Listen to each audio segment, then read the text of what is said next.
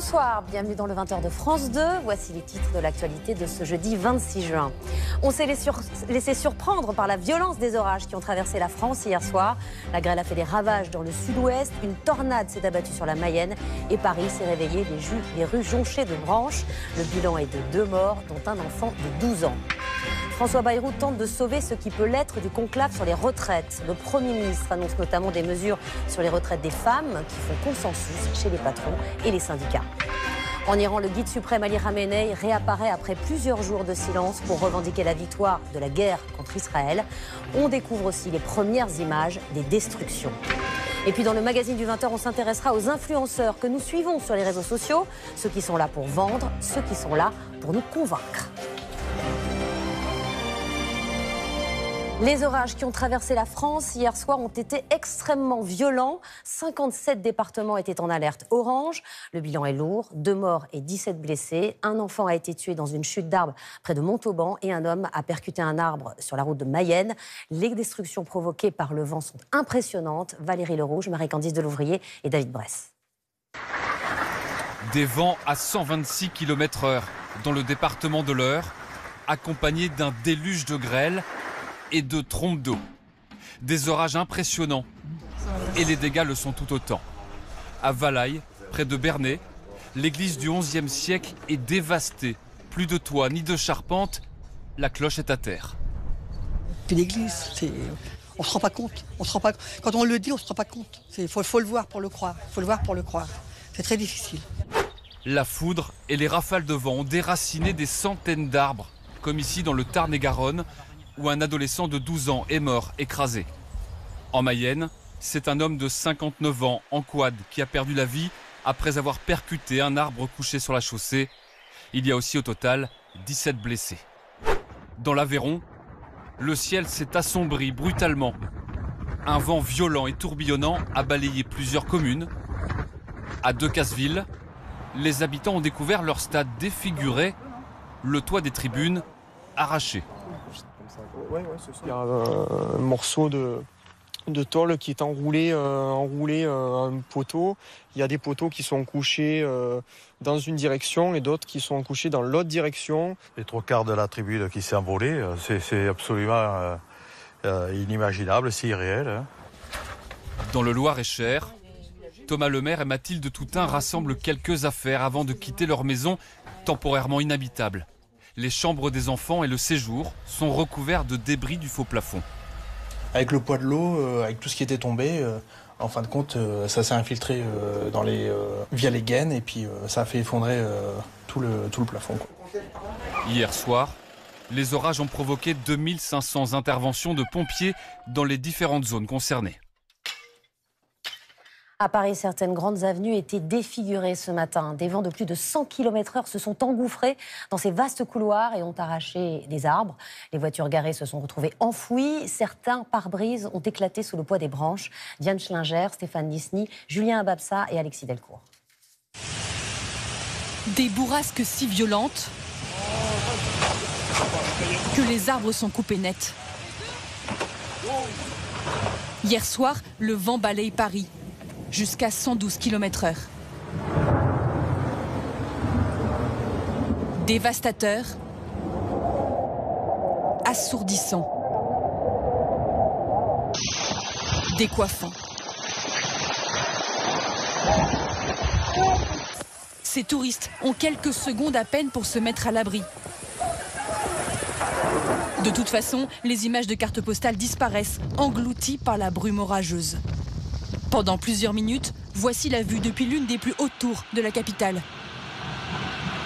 Quand la visibilité revient... Putain, les arbres sont tombés sur ma voiture. Des véhicules écrasés sous le poids des branches. Et pour certains, l'impression d'avoir échappé au pire. On a entendu un bruit et il est tombé justement derrière nous. On était à l'intérieur de la voiture. Ma femme surtout, elle a beaucoup pleuré après, elle est très traumatisée. Le vent et des trompes d'eau. 23 mm, l'équivalent de 15 jours de pluie. En quelques minutes, les rues du sud de la capitale sont inondées. Même à pied, il faut s'adapter. Pas simple quand on sort du très chic hôtel Plaza en robe et talons.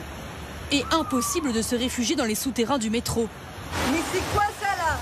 Dans une cascade ou quoi là? L'eau s'infiltre jusque sur les quais. L'orage n'aura duré qu'une petite demi-heure. Mais il faudra des jours pour nettoyer les dégâts, enlever toutes les branches qui jonchent encore aujourd'hui les rues. Les pompiers sont intervenus plus de 230 fois en Île-de-France, mais il n'y a eu aucune victime en région parisienne. C'est sans doute dans le sud-ouest que les orages ont été les plus violents. Dans l'Aveyron, la tribune et le clubhouse d'un stade à Decazeville ont été totalement détruits. Au Pays Basque, la grêle a fait des ravages dans les champs. Elle a aussi transpercé des toits à Bardos, par exemple. Anaïs Anquet, Barbara Six et Thierry Breton. Dans ce garage des Landes, depuis 24 heures, ces deux réparateurs travaillent au pas de course pour changer le plus de pare-brise possible. Car dans ce village, 360 voitures ont été endommagées, des vitres fissurées ou enfoncées par l'orage de grêle violent qui a frappé le sud de la France. Depuis hier en fin d'après-midi, 16h, 17h, on court partout. Et les automobilistes sinistrés continuent d'affluer. On en est à trentaine de véhicules jour, donc ça commence à faire beaucoup. On est venu hier. Et c'est pas prêt de s'arrêter, parce que ce matin, la plateforme d'appel, on a reçu une centaine d'appels supplémentaires. Hier après-midi, une grande partie du sud-ouest a été frappée par cette impressionnante averse de grêle. Un phénomène météo rapide mais d'une rare intensité, avec des grêlons parfois aussi gros que des balles de tennis. À Bardos, dans les Pyrénées-Atlantiques, cet habitant est dépité. Le toit de son atelier a été transpercé de toutes parts. Ça fait un vacarme assourdissant. Et puis, ça peut même traumatiser, parce que ma locataire était morte de peur, là-haut. Là. Et puis, 10 minutes après, il fait soleil à nouveau, donc c'est vraiment stupéfiant. En Dordogne, même constat. Ici, des dizaines de toitures ont été perforées par les grêlons. Le toit de cette école a même dû être bâché en urgence par les pompiers. Et partout, les habitants s'activent pour réparer au plus vite les dégâts. Pour l'heure, difficile d'estimer le coût des réparations, mais selon le maire de ce village, aucune maison n'a été épargnée par la grêle. Ce matin, près de 100 000 foyers se sont réveillés sans électricité, principalement dans le sud-ouest, où des poteaux électriques ont été couchés par le vent. Des arbres se sont également abattus sur les lignes. Ce soir, un tiers des foyers touchés dans la nuit étaient encore privés de courant. Reportage dans le Loir-et-Cher, Paul-Luc Meunier, Claire Vérove, Audrey Burla, avec notre bureau de Poitiers. L'image est à peine croyable. Dans ce champ du Loir-et-Cher, une ligne à haute tension à terre. Des pylônes broyés par les vents, ils pesaient environ 20 tonnes chacun. Cet homme a eu la peur de sa vie. Les câbles se sont abattus sur son véhicule alors qu'il roulait avec ses petits-enfants. Mon petit-fils, il a vu ce pylône tomber là à droite. Et il m'a dit ça tombe. Et puis le temps qu'il dise ça, boum, on avait tous sur la voiture, quoi. On se demande comment on est encore vivant parce que le monsieur de RTE m'a dit que c'était une ligne à 300 000 volts. Donc on se demande. Des lignes hors service et des habitants hors du temps. 8, 10, 12, c'est 14. Hein. Ici, plus de lumière, plus de télé. Il faut s'occuper sans électricité. C'est pas évident quand même. Hein. Pour faire à manger, les frigos, tout ça, ça en prend un coup. Hein. Mais vous avez fait comment? Vous avez mangé quoi? Ben froid. Le congélateur tient le coup pour l'instant. C'est frais. Hein. Ah oui, c'est encore dur. Hein. 24 heures sans électricité. Ouais. Pas grand-chose à faire. Attendre. Dans ce restaurant, il va falloir tout jeter. 1 500 € à la poubelle et 5 jours de fermeture, au moins. La prochaine livraison de commande, ce sera mardi, donc on espère pouvoir ouvrir mardi en bonne et due forme. En attendant, les techniciens d'Enedis sont sur le pont. Rien qu'en Loir-et-Cher, une centaine d'agents mobilisés. Partout, il faut ressouder, retendre les câbles, endommagés par les éléments. Alors soit des arbres ou tout simplement, je dirais, le vent, donc qui a aussi sectionné ou amené à terre des lignes. On a eu également des impacts de foudre. Ce soir, 30 000 foyers sont toujours privés d'électricité. Comment se fait-il que quasiment l'ensemble du territoire ait été traversé par ces orages en une nuit? Cela serait lié à un phénomène météorologique appelé le derecho, qui peut parcourir jusqu'à 1000 km en quelques heures. Et puis il y a eu la force de ces orages dits supercellulaires. Explication avec Sophie Lançon. Un nuage massif, prêt à déferler sur la ville de Rouen. Hier, ces phénomènes se sont multipliés sur la France. En cause, un cocktail explosif, plusieurs jours de forte chaleur et 2 masses d'air qui se percutent. On a donc l'arrivée d'une goutte froide par l'Atlantique et en même temps de l'air très chaud qui remontait du sud. Et donc on a un axe orageux qui s'est développé. Ce qui a été remarquable hier, c'est l'étendue de la zone touchée par ces orages très nombreux. Se sont ajoutés des vents violents, plus de 90 km/h, de quoi créer le phénomène du derecho. Les nuages et les orages se sont mis à progresser en ligne. Hier, sur 700 km du sud-ouest à la Lorraine, un événement rare. Accompagné au même moment sur toute la France de nombreux orages supercellulaires, comme celui-ci, les plus dangereux. À cause des vents, l'air froid pousse l'air chaud vers les nuages, alimente en permanence l'orage qui s'étend. À l'intérieur se forme un tourbillon. Les gouttes d'eau et les grêlons bloqués grossissent avant de s'abattre violemment au sol. De très fortes chaleurs vont revenir en début de semaine prochaine, avec de nouveau des risques d'orage. Oui, on en a fini pour le moment avec les orages, mais pas avec la chaleur. La température va remonter progressivement jusqu'au week-end. Météo France place 4 départements méditerranéens en alerte orange à la canicule. Demain, les Pyrénées-Orientales, l'Hérault, le Gard et les Bouches-du-Rhône. Dans l'actualité, il y a également François Bayrou qui sauve ce qu'il peut du conclave sur les retraites. Les 4 mois de concertation des partenaires sociaux n'ont pas débouché sur un accord global, mais il y a eu des points d'accord sur les retraites des femmes notamment. Le Premier ministre compte les faire adopter en septembre dans la loi qui fixe le budget de la sécurité sociale. Chloé Tixier, Augustin François Poncet. Dans cette entreprise, 120 salariés, dont la moitié sont des femmes. Même si l'âge de la retraite est encore bien loin, Anna Scouli-Logotetti se sent déjà concernée. À 40 ans, avec 2 enfants, elle pourrait bénéficier d'un mode de calcul de sa pension plus avantageux. Jusqu'ici, sur les 25 meilleures années, ce pourrait être 24 ans pour les femmes ayant un enfant, 23 ans pour 2 enfants. Une bonne idée selon elle. Je ne peux qu'en penser du bien. Je pense que tout ce qui peut être fait pour améliorer la situation des femmes et cette précarité, ça va dans le bon sens. Autre mesure reprise par le Premier ministre, l'âge de la retraite à taux plein. Aujourd'hui automatique à 67 ans, cela pourrait passer à 66,5 ans pour tous. 6 mois de gagné. De ce que je peux observer dans mon entourage, pour ma famille, mes parents, je pense que 6 mois, ça pèse lourd. Quelques avancées, mais reste toujours le même désaccord sur la pénibilité. Les syndicats veulent permettre des départs anticipés pour tous, le patronat uniquement au cas par cas. Malgré l'échec du conclave, ce soir le Premier ministre invite à de nouvelles discussions. Sur ce point, une recherche d'accord est indispensable. Mais je suis persuadé qu'un chemin d'accord existe et je voudrais dessiner ce chemin. Toutes ces mesures coûteraient autour d'1,5 milliard d'euros, dont une partie reste encore à financer. François Bayrou assure que le projet sera présenté au Parlement lors du débat sur le prochain budget. Nous évoquions hier la disparition de scellés dans l'enquête sur la mort d'un jeune homme tué en 2021 par un tir policier à Marseille. Eh bien, ils ont été retrouvés, ces scellés, dans le bureau du premier juge d'instruction qui avait été saisi. Parmi ces scellés, il y avait notamment l'audition du policier mis en cause et une vidéo de caméra surveillance. Les tickets restaurants pourront désormais être utilisés le dimanche pour faire des courses alimentaires. 5,5 millions de Français en bénéficient. Les restaurateurs sont furieux que ces tickets ne soient pas réservés à leurs seuls établissements. Explication de Johan Vanov et Julia Jonas. Faire ses courses au supermarché et payer en ticket restaurant, un réflexe pour cet ingénieur. Il a près de 170 € par mois sur sa carte dématérialisée. Et sur mon téléphone, carte ticket restaurant et je paye.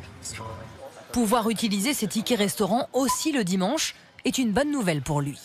Nous, en tant que consommateurs, le plus on nous laisse de liberté pour dépenser ces euros en fait, qu'on a en tickets restaurant, le mieux c'est, quoi. Mais les tickets restaurants ne pourront pas être utilisés les jours fériés. Et la version papier n'existera plus en 2027.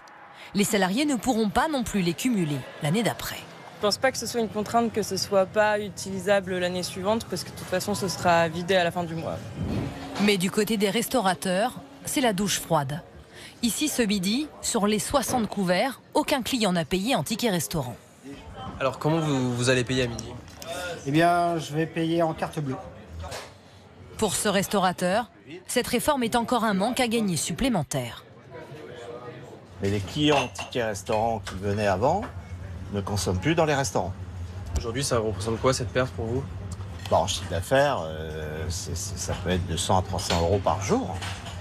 Donc sur un mois, c'est 10 000 euros. Le ticket restaurant a été créé il y a plus de 60 ans. Aujourd'hui, 5,5 millions de salariés utilisent ces titres. Les soldes ont débuté hier, mais là, on va quasiment parler de braderie. La chaîne de déstockage française Noz a récupéré le stock de la branche belge de Casa, célèbre enseigne de décoration en faillite. Et elle le vend donc dans ses magasins avec des remises allant jusqu'à 60%.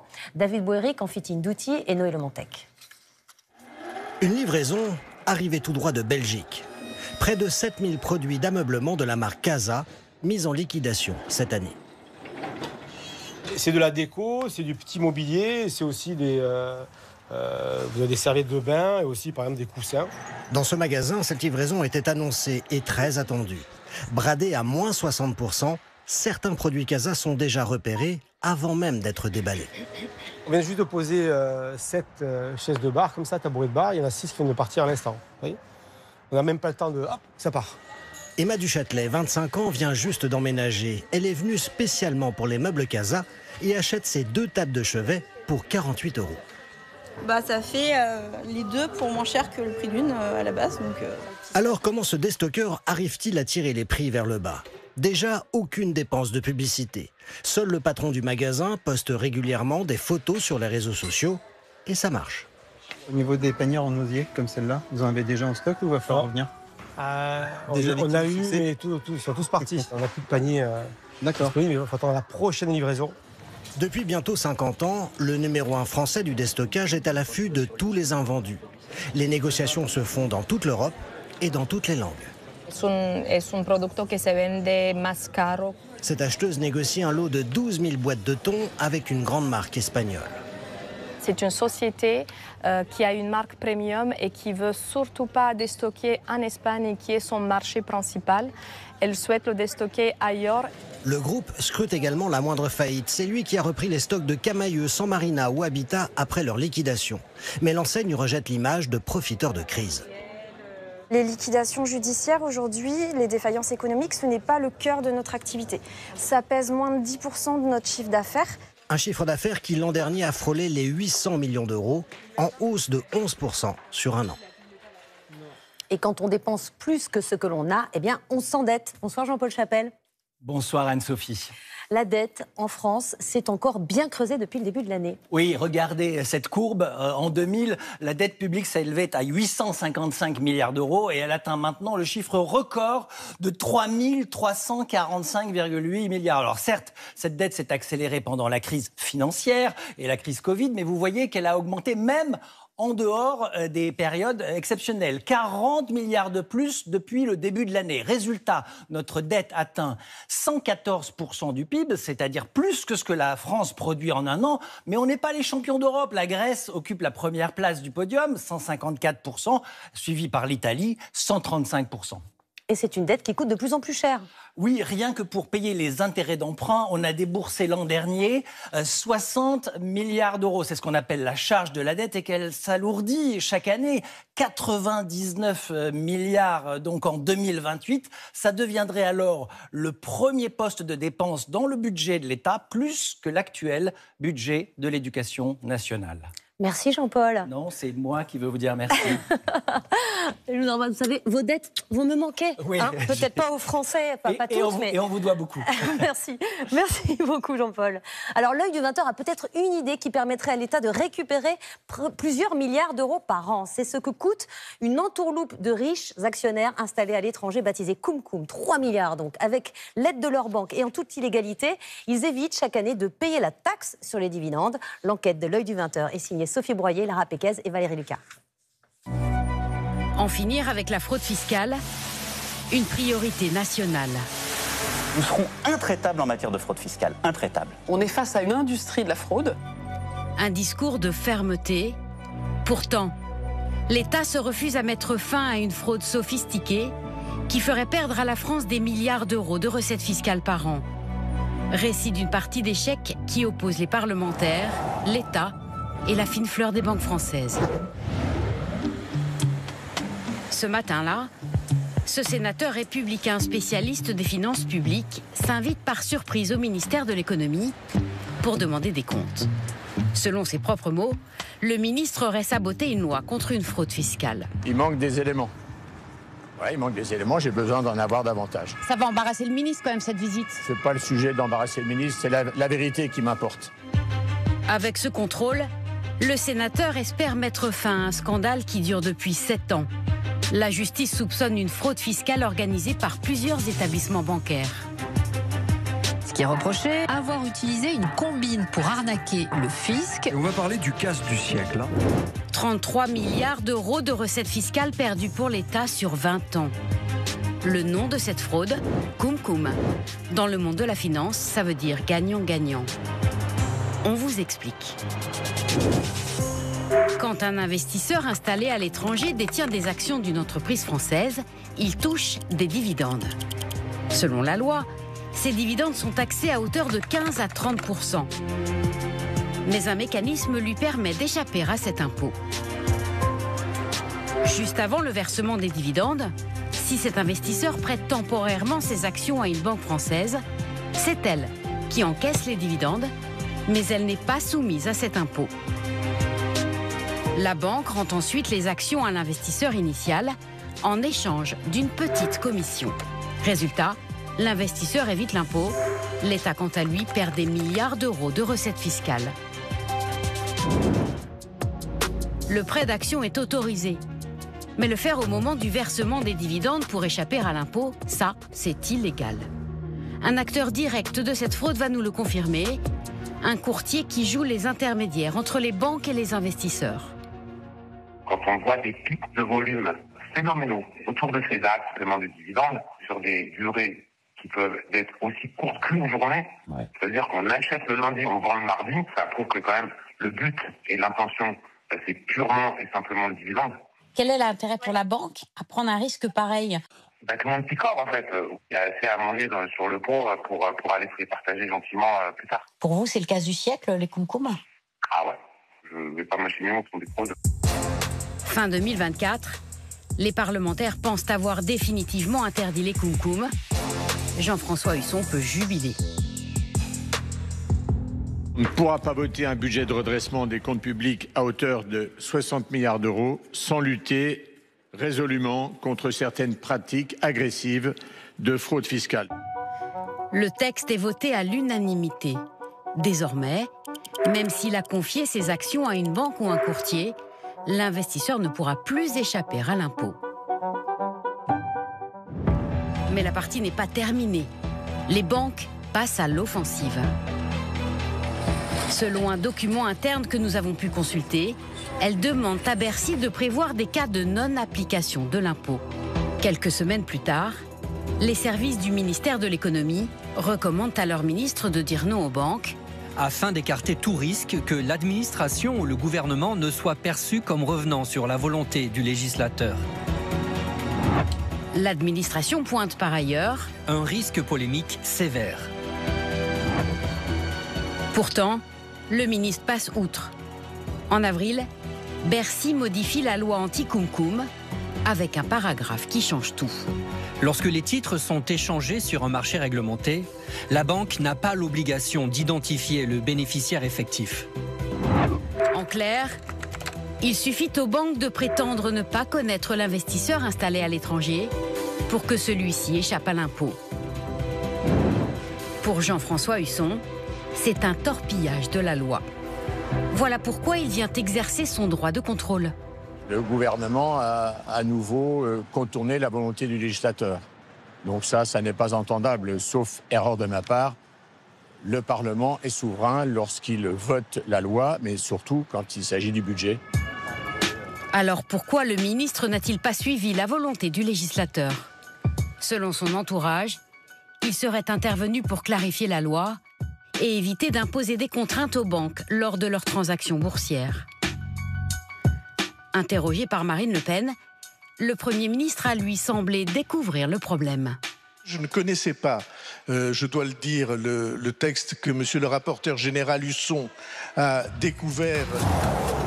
François Bayrou a qualifié les koum-koum de procédés inacceptables, rappelant que les décisions du Parlement devaient être appliquées. La partie d'échecs n'est pas terminée. Il sort de son silence. Le guide suprême iranien Ali Khamenei s'est exprimé ce matin pour la première fois depuis le cessez-le-feu avec Israël. Il a salué la victoire de son pays et minoré les dégâts engendrés par les bombardements américains sur les sites nucléaires.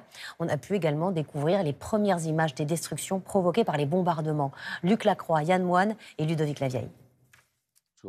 Menacé, Ali Khamenei n'était pas réapparu depuis la fin de la guerre. Aujourd'hui, première allocution du guide suprême iranien.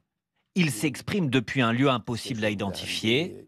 Objectif, montrer qu'il est vivant et prétendre que l'Iran aurait emporté la victoire. Malgré tout le bruit et toutes les affirmations, le régime sioniste a été presque écrasé sous les coups de la République islamique. Pour la toute première fois aussi, le régime iranien a convoqué des journalistes occidentaux. Ce que veulent montrer les mollahs, ce sont ces dégâts infligés à la télévision nationale ou encore à des immeubles d'habitation. Le message est clair, les bombardements israéliens ont frappé des infrastructures civiles. On ne sait pas quoi faire maintenant. Les habitants de 12 appartements sont désormais sans abri. On n'a nulle part où aller, on n'a plus rien. Qu'est-ce qu'on doit faire? La visite continue dans cet hôpital. Des blessés. Le bilan officiel iranien en recense plus de 4800 parmi les civils, ainsi que 627 morts. Pas de chiffres sur les victimes militaires. En revanche, les médias iraniens diffusent ces images de supposés espions au profit d'Israël. Depuis le début de la guerre, 700 personnes auraient été arrêtées, 6 exécutées. Retour en France où Cézanne fait l'événement à Aix-en-Provence. 133 œuvres du peintre sont exposées à partir de ce week-end et jusqu'en octobre au musée Granet. Et parallèlement, les amateurs vont pouvoir découvrir sa demeure familiale, puisque c'est un enfant du pays. Paul Cézanne a passé une grande partie de sa jeunesse à la Bastide du Jas de Bouffan. Mathilde Collet et Frédéric Basile. À Aix-en-Provence, l'âme de Cézanne est partout, à chaque coin de rue. La Provence fut sa seule patrie, et pour marcher dans ses pas, il faut revenir dans le berceau de son œuvre, cette Bastide qu'il a peint plusieurs fois au son des cigales. Pour Philippe Cézanne, son arrière-petit-fils, chaque retour est une plongée dans l'histoire familiale. C'est un lieu magique, le lieu le plus important pour l'œuvre de Cézanne, puisque c'est 40 ans de sa vie, 40 ans de travail. Le Jas de Bouffan, son refuge, qui renferme encore tous les secrets du peintre. Derrière ces murs blancs, imaginez qu'il y avait à l'époque de vrais trésors. Cézanne avait peint ses 4 saisons et le portrait de son père. Cette restauratrice a reconstitué le puzzle. En grattant la peinture, elle a fait réapparaître Cézanne. D'abord, cette fresque partielle qui pourrait être une entrée de port. Et des indices ont prouvé qu'autrefois, ces 2 autres peintures étaient par-dessus. Ces peintures ont été faites sans préparation spécifique, vraiment assez spontanément. Quand on regarde ce travail pour un gamin de 26 ans, 27 ans maximum, c'est assez étonnant quand même. Déjà, il y a déjà une technique, il y a déjà une puissance. Sur ce médaillon, les couleurs de Cézanne, restées elles aussi cachées pendant plus d'1 siècle, ont rejailli. Dans cette maison, il fait ses gammes, mais il peint aussi ses plus grands chefs-d'œuvre. Ses ouvriers de la Bastide qui jouent aux cartes. Et bien sûr sa montagne chérie, la Sainte Victoire, immortalisée 87 fois. Aujourd'hui encore, elle continue d'inspirer les artistes. 30 ans que Ninon Angers vient chercher ici la lumière de Cézanne. En fait, elle est tellement différente tout le temps. Je sais pas, elle est obsédante en fait. De l'encre bleue, la montagne pour horizon et l'étoile de Cézanne comme inspiration. Quelque chose qui pourrait être hyper lourd, il le peint comme quelque chose de transparent et translucide, c'est quand même fou. Enfin, moi en tout cas ça me touche ça.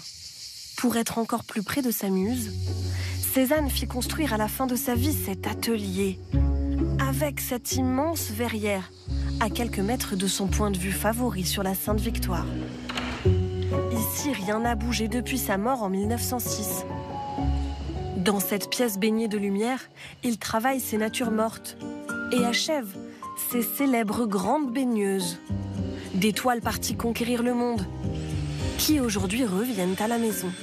Le temps d'une exposition exceptionnelle, 130 tableaux venus de 13 pays rappellent combien Aix-en-Provence a façonné l'un des génies de la peinture moderne. C'est un mot qui est entré dans notre vocabulaire depuis quelques années, celui d'influenceur. Nous leur consacrons le magazine du 20h. Être influenceur, c'est poster des vidéos sur les réseaux sociaux à une communauté, à des abonnés, le plus nombreux possible. Ça permet de vendre des produits, mais aussi de partager des combats. C'est le cas d'un retraité qui se filme avec sa mère atteinte de la maladie d'Alzheimer, mais néanmoins joyeuse et facétieuse. Florence Bouquilla et Thomas Guéry. C'est un rituel auquel Marc Lucien déroge rarement. Ma petite maman. Chaque matin, il réveille sa mère. France Lucien, surnommée Nonna par ses enfants, souffre de la maladie d'Alzheimer. Je suis qui? Oh, un homme. Oui, mais quel homme? Je sais pas. Maman. Ces deux-là ne sont pas seulement une mère et un fils complices. Je te laisse choisir à toi. Qu'est-ce qui est beau? La main gauche. Ils sont aussi influenceurs sur les réseaux sociaux. Quel âge tu as? 30. T'as 30 ans. Tu veux que je te dise la vérité? Tu vas avoir 89 ans. 89. 89. 9. Est-ce que je peux te faire une bise? Ouais. Regarde, je t'en fais une, tu râles pas.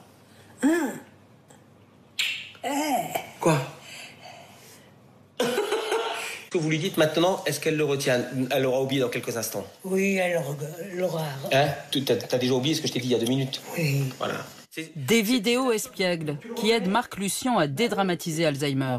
Ce jeune retraité consacre une grande partie de ses journées à s'occuper de ses parents, toujours avec le sourire. Qu'est-ce que tu lui dis? Bonjour. Voilà, bonjour, mon chéri. Oh non, pas mon chéri. Pourquoi? J'en ai un autre.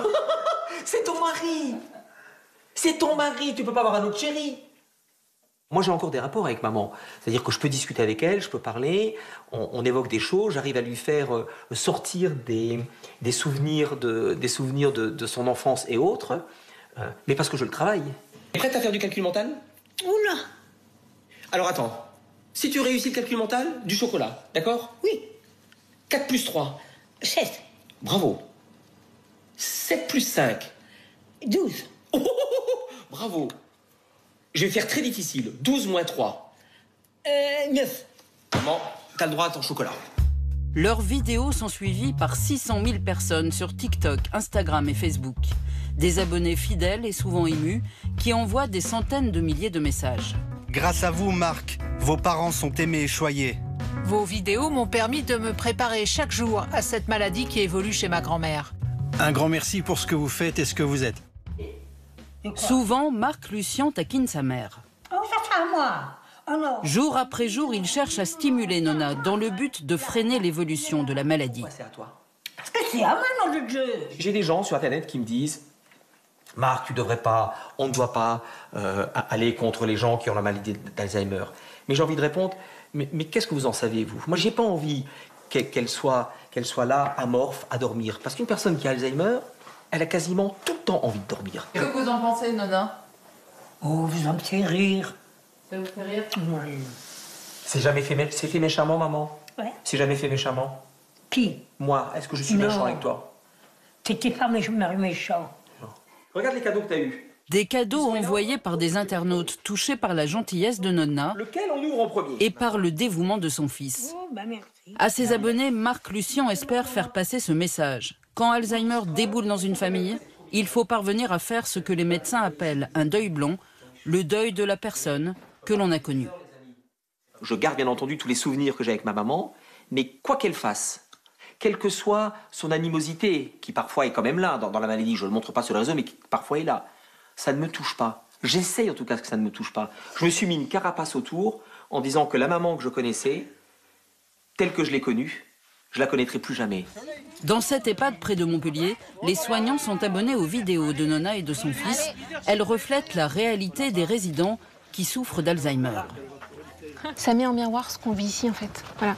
Les réactions de Nona, c'est tous les résidents sont pas comme ça, mais on a plusieurs dames qui ont des sacrés caractères et ça fuse. Et c'est, on a l'impression de se voir dans notre quotidien. Voilà. En lien avec Nona et son fils, l'EHPAD va diffuser leurs vidéos aux familles des résidents. Un peu de douceur, des sourires, de l'émotion. Les contenus de ces influenceurs si particuliers attirent plusieurs centaines de nouveaux abonnés chaque jour. Il y a des influenceurs de 90 ans, mais c'est davantage une activité qu'on commence au berceau quasiment. Certains parents ne craignent pas de mettre en scène leur vie de famille et des enfants stars naissent sur les réseaux sociaux. Ils s'amusent et ils travaillent puisqu'ils placent des produits et sont payés pour. Une activité qui a des règles précises, pas toujours respectées. Manon Martel et Mathieu Drejoux. Plus qu'un passe-temps entre sœurs. T'es prête 1, 2, 3. Poster des vidéos sur les réseaux sociaux est devenu une affaire lucrative pour Victoria et Sophia. Aujourd'hui, elles se filment en train de se préparer pour un anniversaire. À 8 ans, Sophia a tout des grandes influenceuses. Et c'est parti pour l'anniversaire. Bisous. Bisous. C'est plutôt amusant. Je profite beaucoup avec ma sœur, c'est qu'on se voit pas trop, du coup j'en profite beaucoup et je m'amuse. Ensemble, elles cumulent près de 500 000 abonnés. La clé du succès selon elles, mignonnerie et complicité. On fait des vidéos par exemple dégustation. On fait des vidéos voilà, un peu rigolotes. Hein. Là c'est ma sœur qui m'imite. Ensuite bien sûr on a des partenariats. On fait des partenariats aussi, donc des collaborations. Autrement dit, elles signent des contrats rémunérés avec des marques pour faire la publicité de leurs produits. Chaque mois, elles gagnent près de 1 500 €. Le duo reçoit aussi des cadeaux gratuitement. Plus elles en parlent, plus elles en recevront. C'est vrai que c'est un plus déjà pour nous en termes de revenus. Et c'est vrai qu'avoir des partenariats, c'est génial parce que on a des cadeaux du coup, nous. On a des cadeaux, donc quand on collabore avec des marques de vêtements, on reçoit des habits.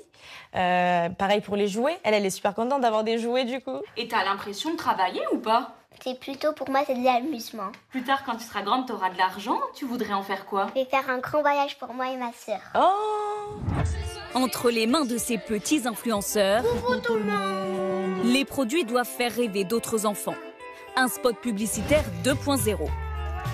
Et la pratique est devenue tellement virale que la loi s'en est emparée. Depuis 2020, le travail de ces mini-ambassadeurs est encadré, comme celui des enfants mannequins. Cette agence d'influenceurs doit faire respecter des règles strictes à ces petites stars. Est-ce que tu pourrais me sortir, s'il te plaît, les contrats ? Tournage uniquement les mercredis et samedis, horaires limités et signature obligatoire d'un contrat pour l'enfant. C'est la preuve qu'il a travaillé. Donc il a eu un contrat mis à disposition de 2 heures, il a été rémunéré, il a une fiche de paye, c'est encadré, l'argent est bloqué à la caisse des dépôts jusqu'à ses 18 ans. Ces contrats feraient fuir certaines marques qui refusent de rémunérer les enfants. Oui, on a perdu des centaines de milliers d'euros de collaboration au fil des années. Et on le sait parce que on a échangé avec les marques. Et à partir du moment où on a parlé de contrat enfant, il y a eu un gros silence radio. Si un mineur apparaît sans être déclaré, ses parents et la marque risquent jusqu'à 5 ans de prison et 75 000 € d'amende. Mais cette loi est-elle vraiment respectée ? L'inspection du travail chargée des contrôles n'a pas souhaité s'exprimer. Thomas Romer observe de près ce phénomène. Selon lui, les agents chargés des contrôles manquent de formation, les influenceurs sont de plus en plus nombreux et difficiles à identifier. Aujourd'hui, c'est une démarche qui doit reposer sur la base du volontariat, entre guillemets, des familles qui déclarent cette activité aux autorités compétentes. Et donc, évidemment, toutes ne le font pas. Au-delà des conditions de travail, une autre question inquiète. Comment se construire lorsqu'on grandit devant les caméras ? Matt Richard était de cette première génération des youtubeurs ados. De ses 13 à ses 18 ans, il publie plusieurs vidéos par mois, regardées par plus de 400 000 fans. On construit sa confiance en soi autour, justement, du regard des gens, etc. sur Internet. Le piège pour les jeunes qui sont sur YouTube et que j'ai moi-même vécu forcément, c'est que l'exposition très jeune, ça peut créer une forme de dépendance, nous mettre dans un cercle vicieux en fait, de toujours aller chercher plus, etc. et de construire notre vie autour de ça. Mais au final, quelle triste vie, quoi. Internet l'a cependant aidé à vaincre sa timidité. Après 10 ans loin des réseaux, Matt Richard prépare son retour, avec cette fois l'expérience d'un jeune homme de 28 ans. Les influenceurs peuvent également faire de la politique. Ils sont de plus en plus nombreux à marteler leurs idées et parfois à s'en prendre à des cibles bien précises. Un jeune youtubeur chypriote âgé de 25 ans est parvenu à se faire élire député européen. Depuis, il se moque en permanence du fonctionnement du Parlement et distille des messages populistes. Thibaut Maillet, Fabrice Caher et Flavie Motilla. Avant d'être député européen, voilà à quoi ressemblait son quotidien. Des défis loufoques vus par des millions de fans sur les réseaux sociaux. Des fans devenus ses électeurs. Mais aujourd'hui, ce chypriote ne fait plus rire. Le voici devant le Kremlin. Je suis ici, en Russie, en train de relayer le discours de Moscou. L'UE ne devrait pas tout faire pour envoyer autant d'armes que possible à l'armée ukrainienne. À la place des armes, l'UE devrait faire de la diplomatie. À Strasbourg, ces vidéos provocatrices ébranlent les institutions et exaspèrent ses collègues eurodéputés. Il va très loin dans la propagande russe. J'aimerais savoir qui lui a payé son voyage à Moscou. On est plusieurs députés à se poser la même question. Dans les couloirs du Parlement, Fidias Panayotou ne porte ni costume ni cravate, mais il ne quitte jamais son téléphone pour délivrer à ses abonnés un discours très critique de l'UE. Exemple, il y a un an, pour sa toute première intervention, il accuse Bruxelles de restreindre la liberté d'expression. Je crois que la manière de lutter contre les discours de haine n'est jamais la censure. En quelques heures à peine, l'extrait dépasse 10 millions de vues. Une audience sur les réseaux sociaux énorme, plus que n'importe quel autre parlementaire. Il n'y avait que 30 ou 40 députés. Et la moitié seulement écoutait. Le plus probable, c'est que les gens du Parlement vont voir mon discours en ligne plutôt que dans le Parlement. Plusieurs fois par semaine, Fidias Panayotou publie des vidéos au ton populiste. Des vidéos qui ont trouvé un écho jusqu'à Washington. Elon Musk les partage régulièrement avec des commentaires dithyrambiques. Fidias, président de l'Union européenne. Fidias est génial. En octobre, il est parti observer les élections en Géorgie. Un scrutin entaché de nombreuses manipulations sous la pression de Moscou. Voici son compte-rendu. Je suis arrivé dans mon hôtel 5 étoiles payé par le Parlement européen. Même si j'ai vu quelques incidents qui ne m'ont pas plu, globalement, la journée s'est bien passée. Cette manière de minimiser ne passe pas auprès de la plupart des eurodéputés. Il induit chez les jeunes de fausses informations. Tout est permis, si je puis dire. Il n'y a pas de limite. Il y a quelques mois, le député youtubeur avait volontiers accepté notre caméra. Désormais, sous le feu des critiques, il s'échappe. Non, j'ai du travail. Je dois travailler, là. Mais ces accusations, c'est grave. Mais ça va, mon ami. Sollicité également par écrit, il n'a pas donné suite. Au début de son mandat, plusieurs groupes politiques ont tenté de le recruter. Une époque qui semble désormais lointaine. Merci Maryse.